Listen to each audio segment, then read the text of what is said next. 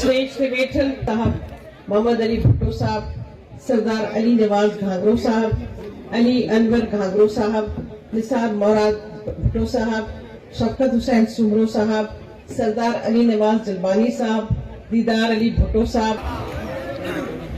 जी तो तव्हां खे ख़बर आहे ये इलेक्शंस आहिनि, सबलिक टाइम इलेक्शंस जो ज़मानो आहे, दौर इलेक्शन आहिनि, ही यूसी तैयब आहे। मां पहिरीं बि हिते आयल आहियां, हिन इलाइक़े में घुमल आहियां, पर अॼु अली नवाज घांगरो साहब ॾाढो सुठो फंक्शन कयो आहे, प्रोग्राम कयो आहे। मां थोराइती आहियां तो एतिरो ज़बरदस्त प्रोग्राम ऐं सम्झां थी त पंहिंजे वॾे दिलि सां मुझे वेलकम कयो वियो आहे हिते ऐं मां एप्रिशिएट करियां थी। एलिमेंटरी स्कूल खे फैसिलिटीज़ असां provision of solar furniture and ॿियो सामान असां स्कूलनि में ټالپ के रतोदेरो में ॾिनो। Construction of paver blocks, earth filling, sanitation work and Eidgah village Bhai Khan Ghangro में असां ॾिनी। Construction of paver block, earth filling and sanitation work Eidgah village Chhachhro में ॾिनी। Construction of paver blocks, earth filling and sanitation work at Eidgah village, Bhangra mein. Construction of village ڀائي Khan घांगरो. Construction of culvert of village ڀائي Khan घांगरो. Construction of link road from village ڀائي Khan घांगरो to village Wazirabad घांगरो. Construction of link road from village Bhangra to village Panjaghangra to village Khaibarwaha. Pipeline provide with disposable village ڀائي Khan घांगरो. The recondition of road of village रतوديرو, recondition of road of village ټالپ, recondition of road from village Ahmad Khan Jalbani. ये सब कम peoples party पंहिंजे दौर में 5 साला दौर में कयो आहे ऐं तव्हांजे लाइ, तव्हांजे माण्हुनि जे लाइ हिते कमु करायो आहे। आउं ज़रूर मेंशन कंदमि, ज़रूर वाक़ियो यादि कराईंदसि सभिनी खे, जॾहिं बारिशूं थियूं, बोर्ड आयो तो सभिनी मिली हिते राशन बि पहुचायो, सभिनी हिते कमु बि कयो, टेंट्स ऐं राशन जी बंदोबस्तु कयो, तरपाल कपिड़ा गरम सभिनी मिली ऐं जंहिंमें तव्हां पाण बि मूंसां गॾु शामिल हुआ। सभिनी असां मिली, सभिनी पंहिंजे भाउनि खे, भेणनि खे, सभिनी खे मिली हिते असां कमु करायो आहे। Transformers and reconstruction village electrification असां विलेज ټالپ रतोदेरो में तमामु वधीक कया आहिनि। गवर्नमेंट डिस्पेंसरी एट विलेज ټالپ, government dispensary at village Ratodero, government dispensary at village यारो जलबानी। ये सब कम पीपल्स पार्टी कराया है, कराईंदी रहंदी। आउं सम्झां थी त अञा बि कम घटि आहिनि, आउं सम्झां थी अञा बि नौकरियूं घटि आहिनि। जी असां नौकरियूं ॾिनियूं, असां नौकरियूं मेरिट ते माण्हुनि खे मिलियूं बि आहिनि, मिलनि बि पयूं ऐं मिलंदियूं बि, पर असां मेरिट खे ख़्याल में रखंदे सभिनी खे मां चवंदमि त प्लीज़ पंहिंजे बच्चनि खे चओ, जॾहिं बि अख़बार में हुनजो एडवर्टाइज़मेंट अचे थो त ज़रूर पंहिंजे ॿारनि खे चयो त पंहिंजा फॉर्म जमा कराइनि, अप्लाई ज़रूर कनि। नौकरियूं ईंदियूं, पीपल्स पार्टी नौकरियूं ॾींदियूं, पर मेरिट ते थींदो सभु कमु।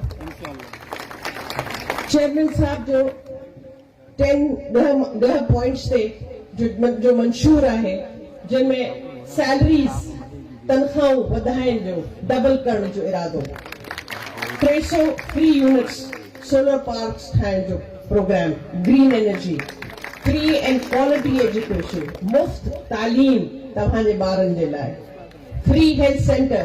जी तव्हांखे ख़बर आहे त NICVD SIUT तव्हांजे लाड़काना में खुलियो आहे, माण्हुनि खे फैसिलिटीज़ आहिनि, फैस पहुचे थो माण्हुनि खे ॾींदा आहिनि। ॿियो 30 लाख घर ग़रीबनि जे लाइ। पोइ एक्सपेंशन ऑफ BISP प्रोग्राम ग़रीबनि जे लाइ, लेडीज़ जे लाइ आहे, सभिनी खे ख़बर आहे। हुते असां मंज़ूर कराइनि पिया बेनज़ीर किसान कार्ड, बेनज़ीर मज़दूर card, youth program, poverty eradication block, भूख मिटाओ प्रोग्राम। ये सब प्रोग्राम्स अचनि था इंशाअल्लाह ताला। उम्मीद आहे त तव्हांखे सभिनी खे हितां फैज़ पहुचंदो।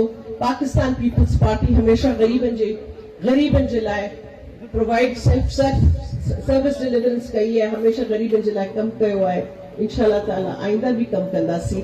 सिर्फ़ हिकिड़ी मुंहिंजी तव्हां सां रिक्वेस्ट हूंदी त 8 फरवरी ते प्लीज़ तव्हां 8 फरवरी ते सभु निकिरंदा, पंहिंजी भेनरुनि खे, लेडीज़ खे मुंहिंजी रिक्वेस्ट आहे त पंहिंजी लेडीज़ खे ज़रूर पहिरीं कढिजो, छो जो सियारो आहे, थधि जो मौसम आहे त 8 फरवरी ते तव्हां सभु पंहिंजी लेडीज सां गॾु पंहिंजे घर वारनि सां गॾु पोलिंग स्टेशन ते वधि में वधि हाज़िरी हुजे, वधि में वधि माण्हू निकिरनि ऐं पार्टी खे खटाइण ऐं पोइ हिकिड़ो असांजो नारो आहे, तीर असांजो निशान आहे, ठपे पे ठपा ठपे पे ठपा ठपे पे ठपा। थैंक यू वेरी मच जी।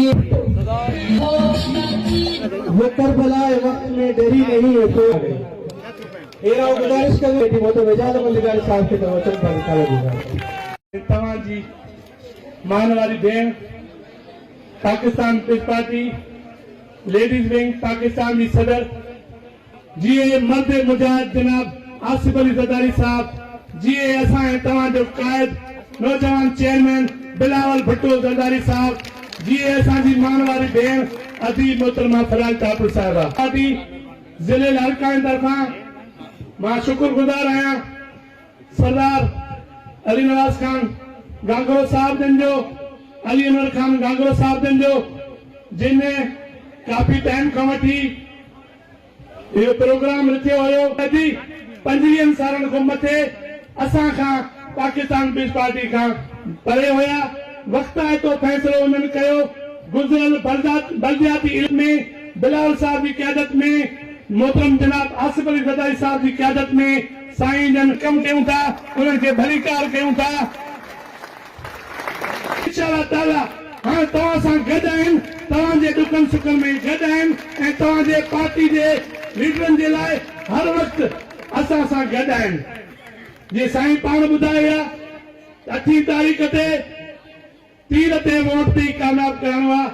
हिते केतिरा ई उहे माण्हू बि वेठा हूंदा जिन 20-25 सालनि खां असांजे पार्टी जे तीर ते वोट ते निशान ते वोट न ॾिनो हूंदो, पर साईं जे तवसुल सां इंशाअल्लाह ताला घणे मूं घणा हाणे पाकिस्तान पीस पार्टी जे ॾेई न सिर्फ़ कामयाब कराईंदासीं, पर ताक़त सां तव्हांजे असांजे कोशिश सां इंशाअल्लाह ताला असां पंहिंजे चेयरमैन बलावल भुट्टो ज़रदारी साहब के घणे मूं घणा वोट जे लाइ कामयाब कराईंदासीं।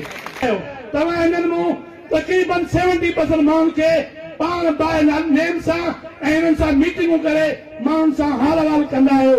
हीउ त तव्हांजे लाइ हर वक़्तु वोट ॾियण जे लाइ छा, पर तव्हां जूं पोलिंगूं पाण संभालींदा आहिनि। जेके असांजा जोधा जवान वर्कर हिते वेठा आहिनि, पाण पोलिंग जा एजेंट बनंदा आहिनि।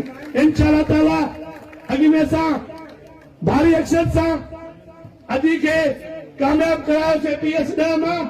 हाणे त सिंगर ई ॿियो आहे, हाणे त असांजो कंहिंसां मुक़ाबिलो ई न आहे, न ॿिए कंहिंजो असां सां मुक़ाबिलो आहे। जॾहिं असां सां सभई धुरियूं घांगरो साहब वारा हुजनि या असांजा जया साहब हुजनि या जेके हिते वेठा आहिनि, जेके असां सां केतिरो ई वक़्तु परे हुया, उहे असां सां आहिनि त असांजी रिज़ल्ट इंशाअल्लाह ताला NA 196 ते ऐं NA 194 ते जेके बि हिते वोटर ऐं उहिदेदार आहिनि इंशाअल्लाह ताला हथ मथे खणी तव्हांखे असां उहा बाज़ी खटींदासीं। असां भरपूर नमूने सां वोट कास्ट कराए पंहिंजे चेयरमैन साहब खे प्रोग्राम जी सदारत माना वारी भेण मोहतरमा फरियाल ټالپر साहब